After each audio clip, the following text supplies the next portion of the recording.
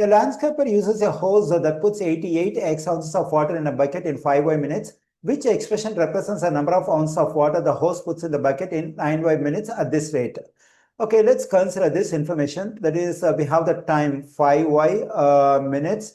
In this time 5y minutes, the hose puts 88 x ounces of water in the bucket. Let me write it. Now, let's multiply both these quantities by 9 over 5. That is 9 over 5 times 5y minutes. And now let me multiply this one by 9 over 5 times 88x ounces. Let me finish writing. Okay, here this 5 will cancel out. 9 times y is 9y. That is, we have 9y minutes on the left side. When I multiply this 9 and 88x, I am getting 792x over 5 ounces.